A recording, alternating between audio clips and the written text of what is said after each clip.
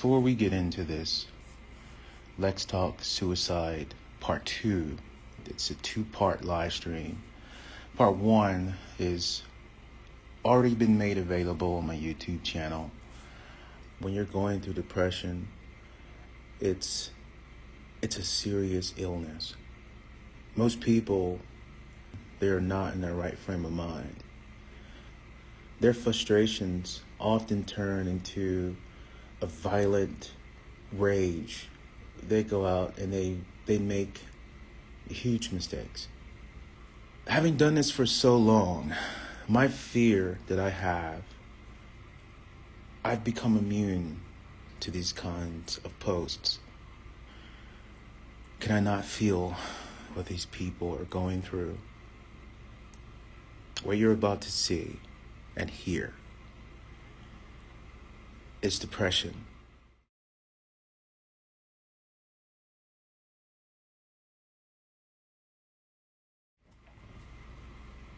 A special thanks to all those in collaboration with KPP and Art, World Outreach, and individuals within this ministry for your selfless and heroic efforts in this war against depression. As my goal has, is, and will always be to eliminate suicide. In this part 2 of a 2-part live stream, we are going to be discussing a lot of your concerns. All those who acknowledge themselves. I'm not going to devote a lot of attention to those who are just speaking anonymously. I feel like you're not really looking for a response. You're just venting. But those who are looking for a response during this stream, you can most certainly post. I'm not gonna be able to answer every single post on here. I'll spend as much time as I possibly and humanly can.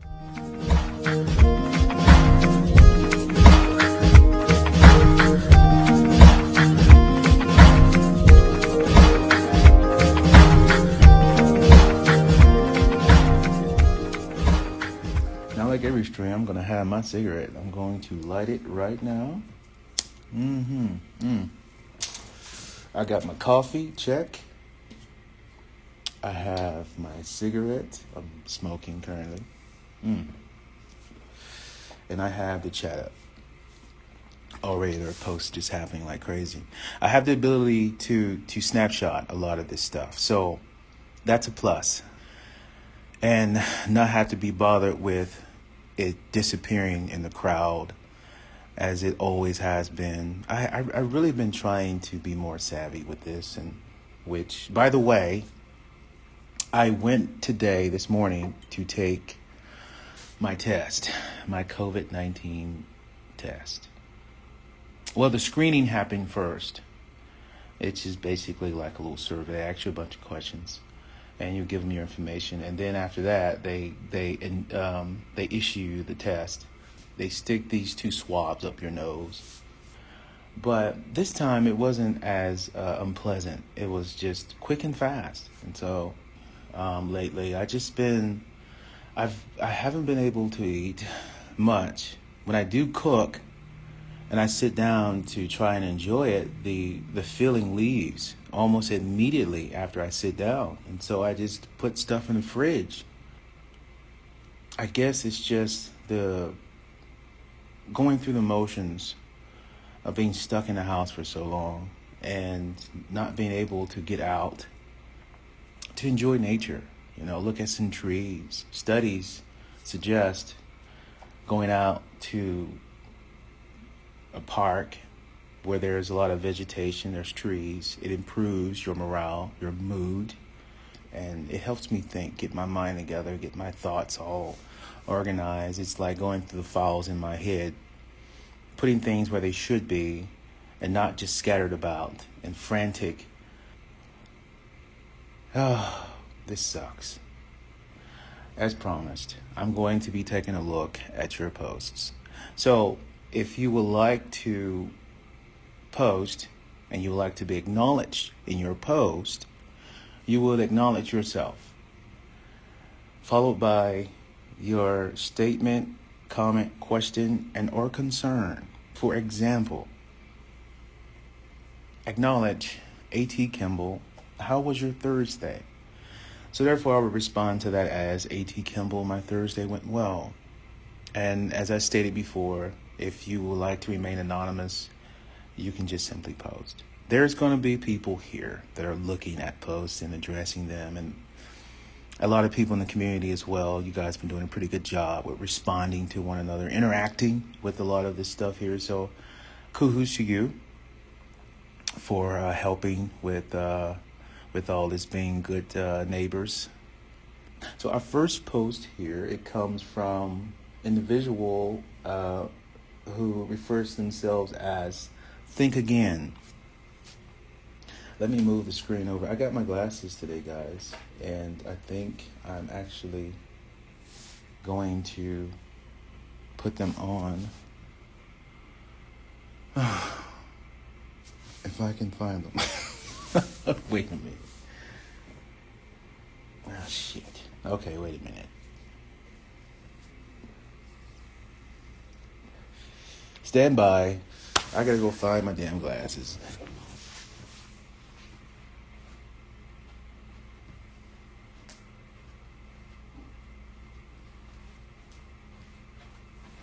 This coffee runs straight through me. This comes from Think Again. If I had a fucking dime every time someone said to me, suicide is an unforgivable sin, and I'll go to hell, I'd be fucking swimming in big ass piles of coins. Fuck you and your God. Have you ever thought to think the majority of us commit suicide to get away from your sorry asses? It's like I said before. God is big enough to defend himself. He's big enough to defend himself. Trust me. You're talking about the creator of the universe, the creator of all this. And if you sound like you're a believer, so the talk of faith, it can do two things. It can either lead someone further into depression, or further away from the church, or even further away from you. Or two, it can lead someone to the cross. The most important thing to consider here is your audience, who you're talking to. But when you have people that are much older, it's harder, because they've gone through some things, they've dealt with some things, they've seen some things. And it's when you try and tinker with their belief or their frame of mind, it's not as easy to convince them of such beliefs. Unless you are filthy, stinking rich, you have all this fancy shit that you come with going into this meeting that you are invited to. You have this fancy suit, nice haircut. You are dressed to impress. So obviously you must be important. Me, of course, it's hard to convince me of anything. If I am intrigued to go on the journey to uncover this, then I do so on my own. If not, I just disregard it as foolish rantings. But in this case, I'd say that God is big enough to defend himself. It's almost like you are getting on the bus. Someone convinces the bus driver of a faster route, and now you get lost. And the question remains, who's at fault? The bus driver for listening to this individual, or the individual for giving the bus driver bad directions? You are responsible for yourself. It's a full-time job to maintain this consistency and accuracy with who you are and why did you come this way. Our next one comes from, how do you pronounce this? Enough is enough, I believe. In my son's room, I found a gun, a medical syringe, fluidless, and a bunch of what looked like needleheads and tubes. God only knows what they were used for. I feel I don't know my own son. I'm not sure how of what to say to him when he comes home from school. Will he get angry with me for snooping? Or will he pack up and leave? I want to know if he's okay.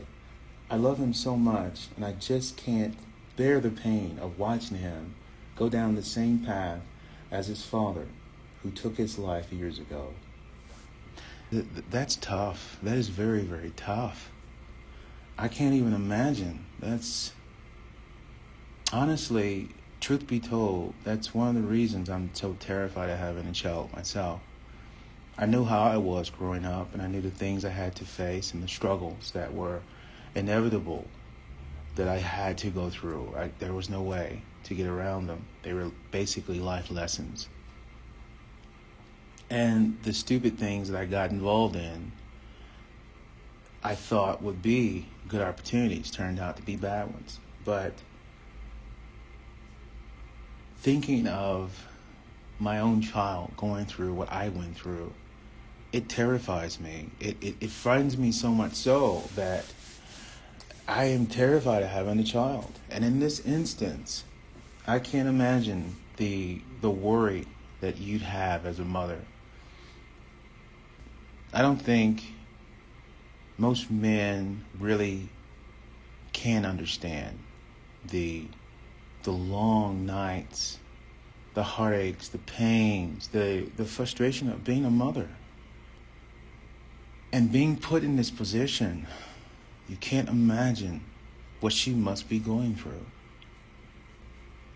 Not to mention her husband who took his life years ago. There's never a good time to express your concerns. You cannot postpone this. That's the worst thing you want to do. I'd say sit down, move slowly into this. If your children are defensive, figure out why is that wall blocking me from getting through to them. And look for those signs, those defensive signs. Avoiding the conversation. He's looking the other way. He's trying to talk around it. Then he's starting to play the victim. But you just don't want to push them against the wall. Most parents go in there and say, what the fuck is this shit you got in your drawer? And scream at them and try and get them or knock some sense into them. And it's like you can't do that to your kids. The reason why they may be doing this is because of the same shit that you're putting them through right now. And you're just basically reminding them of why they need this. So you want to be able to get through to them, but understand why that wall is there. I can relate to that. I've held some things for my mother for a long time, and I still do. I'm embarrassed by a lot of it. I'm afraid of what she might say. Because as my mother, I do respect her. And my father as well. She's too damn far for me to give her information like this, to worry her. It's not like she can hop in her truck or car or bus and come down and see about me. We're about 1,200 miles apart. And if there's not a wall, you're able to get through to him. That night, you should probably hit your knees, because it was only God that worked that entire situation out. Our next comes from a very angry mother. Every day my son comes home from school. He has bruises on his arms and legs. When I ask him about them, he says they are from the kids at school. So I go up there and talk to the principal, who tried assuring me that the faculty does not tolerate bullying of any kind, and that teachers are present at all times to monitor and put an end to such behavior before it starts. I didn't believe his lying ass, so I did what every mother would do and hid in the across the street and saw my son get hit by kids much larger than he was, and not a single teacher was in sight.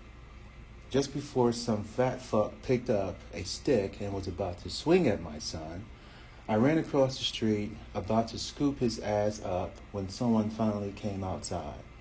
I need to let you motherfuckers know, it don't matter how big you think you are or how tough, there is always somebody bigger and tougher than you. I will be reporting this to the Board of Education, and more importantly, taking my son out of this stupid fucking school before I end up killing somebody's child. And that's deep. She solved that problem.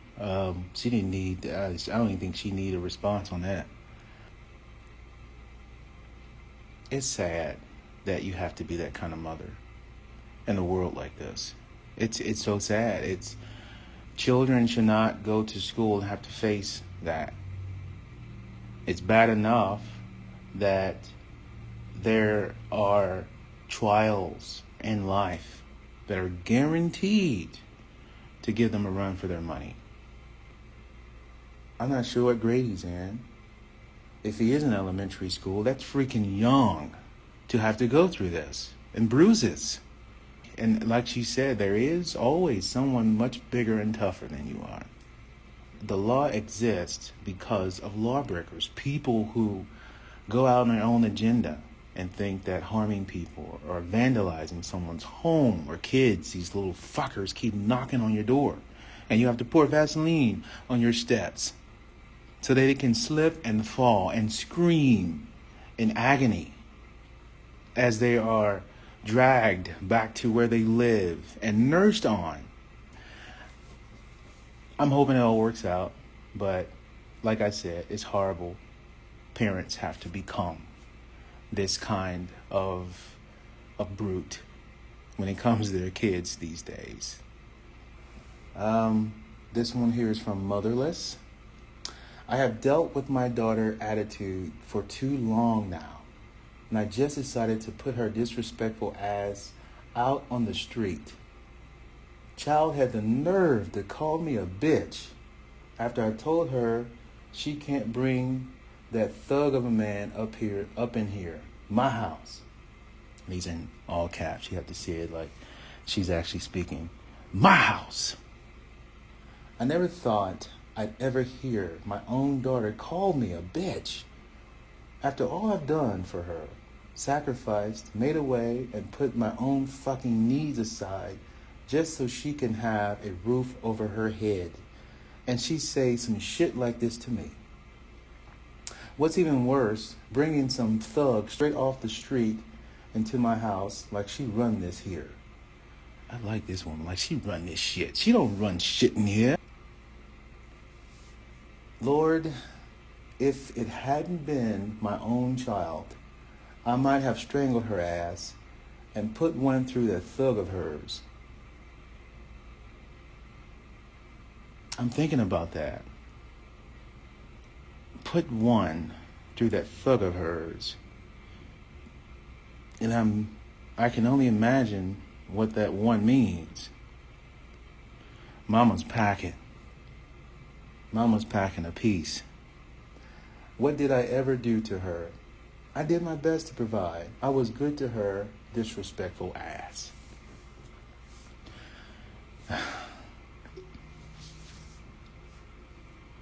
It's confusing to me. You have mothers and even fathers who provide for their children, and they do an outstanding job, and they work, put food on the table, a roof over their heads. This is one case that really it confuses me. I love to hear about your comments on this. I mean, a lot of these things, I like to hear about your comments. What you think about this? Log on to atkimble.com and send me your responses to a lot of this. I like to really kind of get your input, especially for this one here, because whether it was her stepmother, even biological mother, I don't know, but it confuses me. It confuses the shit out of me. It's not just the people that you see every day when you leave your house to go to work that will turn on you in a second. It's your own kids. Our next one comes from Redemption. Put my glasses back on so I can see. I did it. I pulled the trigger and laid his ass to rest in the dirt for the boys in blue to find him. I had been waiting for this day. 9 years, yesterday to be exact, would have been her 16th birthday. The pain had turned solid after a while. I'd become immune to it these last 6 years on the hunt. I couldn't stop thinking about the last thing my baby girl had said to me in the last moments of that pedophile's life. It was what drove me to pull the trigger, what helped me find peace, having laid her to rest so many years ago. What hurts the most is that I can't bring myself to mourn my loss. I stopped being a father the day she died and became a monster. And monsters don't cry.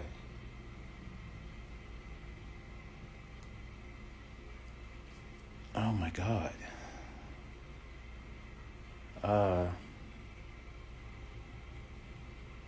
Wow, that's...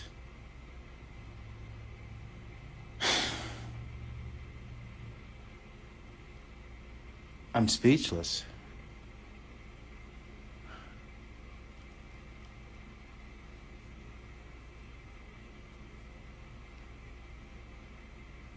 Let me read this.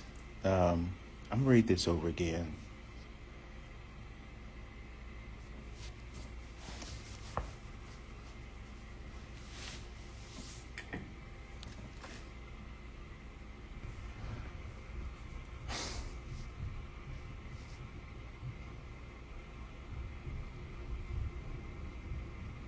Again, this is one of the reasons why I don't have children.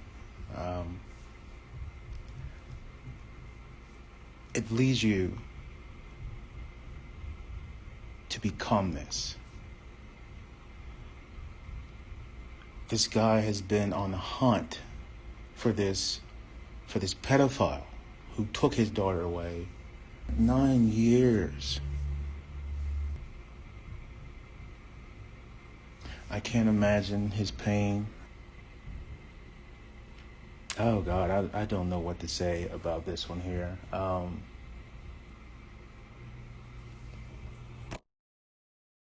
At that point, I wanted to stop and just end the stream. I've just read an act of murder. A grieving father. I did, however, send a message to Redemption, and I didn't receive anything back. After the stream, of course, advisors and moderators are trying to at least make contact with him, to reach out to him, to try and help in any way we could, but to no avail. I don't know. I hope and pray he didn't turn the gun on himself after writing this post. I don't know why he chose to come to this stream and post this. I don't know. There's just so many questions. There's so many questions and not enough answers. This is, like I've said, I felt I couldn't save anyone.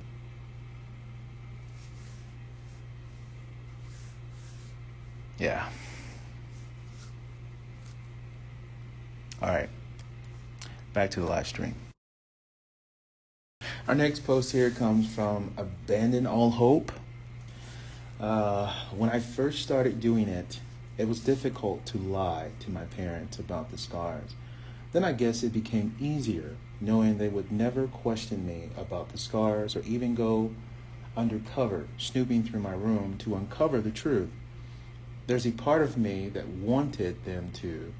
I guess it was my way of knowing whether they truly cared about me and what kinds of fucked up shit's been happening behind their back. Tonight, I guess I kind of took it too far. I could see the blue vein and intended to stop, but something inside of me didn't want to. I thought that maybe if they hurried home and found me like this, they'll understand what had been so hard for me to say to them all this time. I know this isn't the right way, but if I don't make it and they are listening to this, perhaps one day, I'm sorry.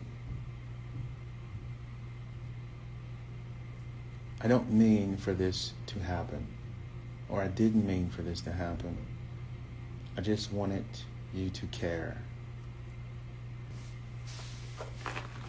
You guys gonna make me smoke all my cigarettes. I mean, at this point, it's like, what the hell, right?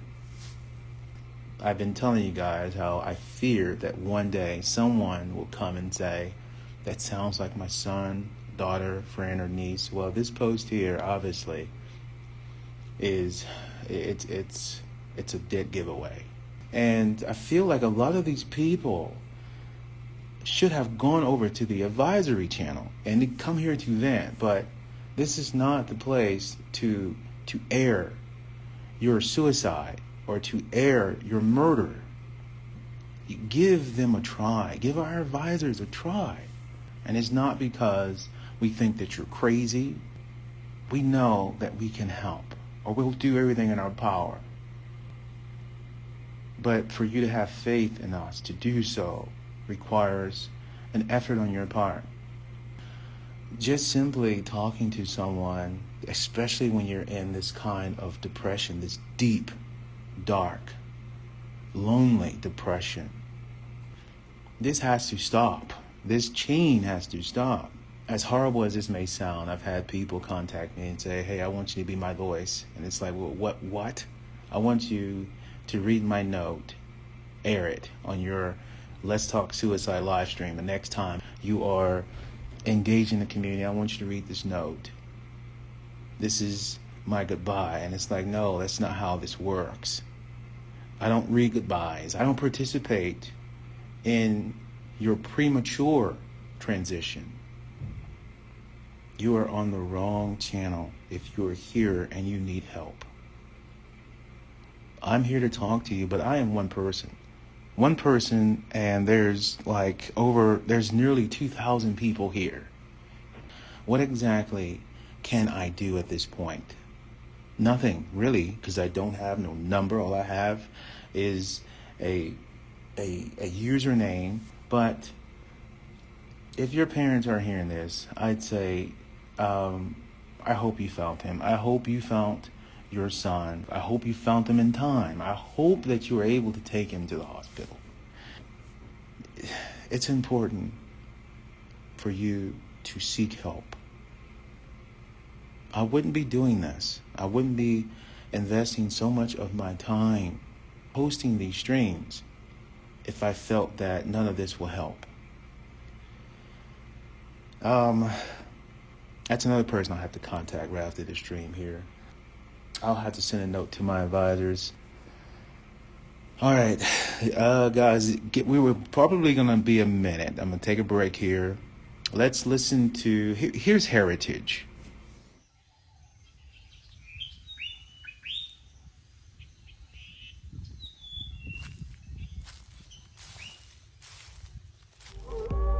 Why did I choose life?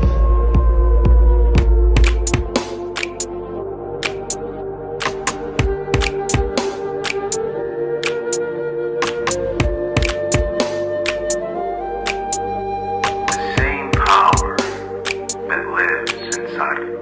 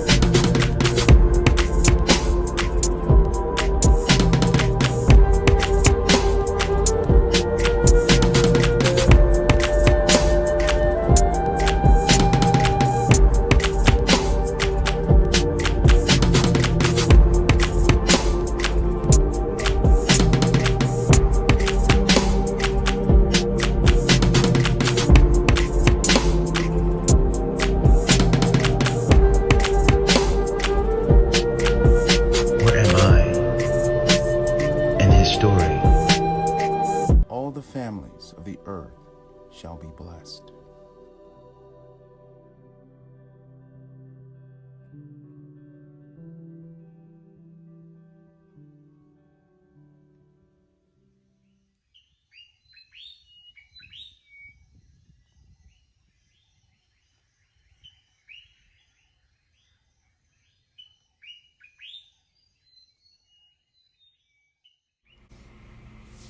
My tests haven't come back yet. I don't know what the results would be until I think they said 48 hours. It's like 2 days.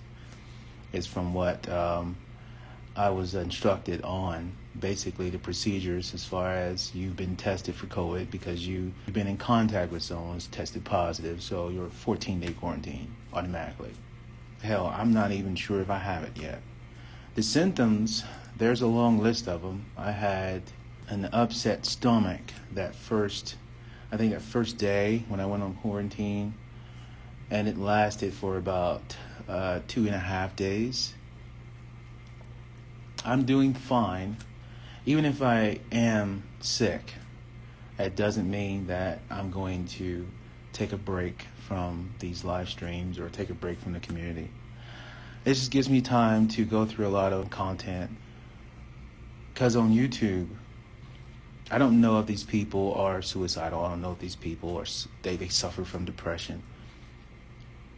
It's not the kind of place that I feel it's reaching as many people who suffer with depression and or contemplate suicide.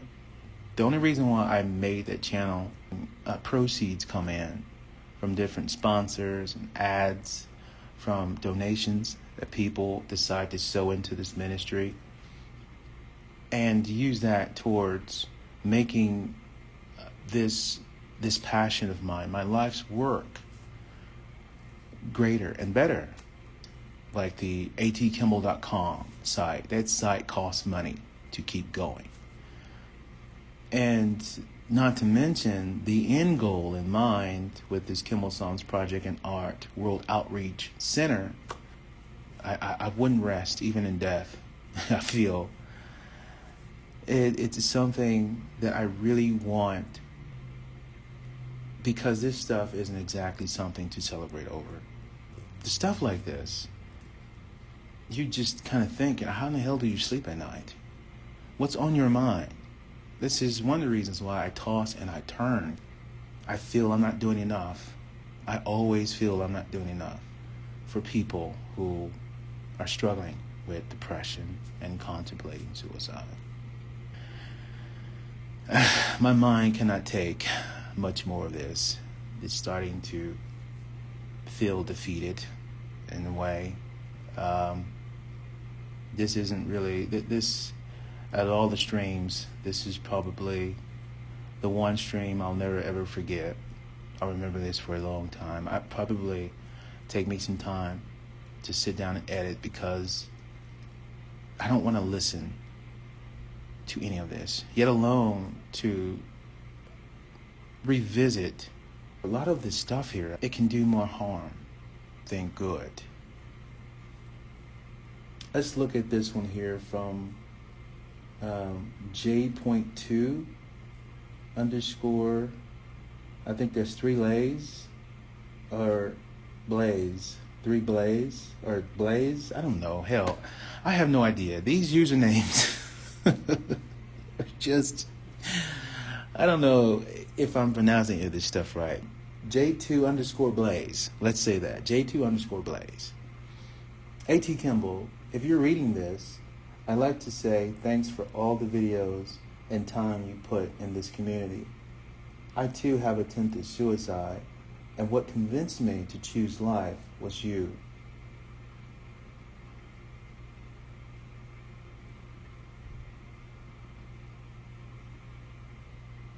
I've fallen madly in love with who you are. The joy you bring to my life, I can't put into words. I am so glad God chose to send me this way.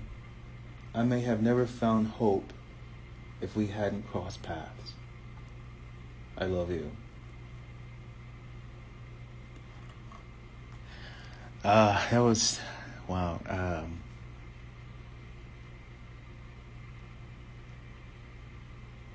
I love you too. I can't think of any better way to end the stream. I do mean it. I love all you guys so much. I really do. I don't know where I'd be without this. I really don't. I don't think life would have much meaning. I wish I can save everybody. I really wish that. I'm sitting here just let's so use your craft as your voice. Make an impact and change the world. I'm always here for you. Don't forget that. Don't ever forget that.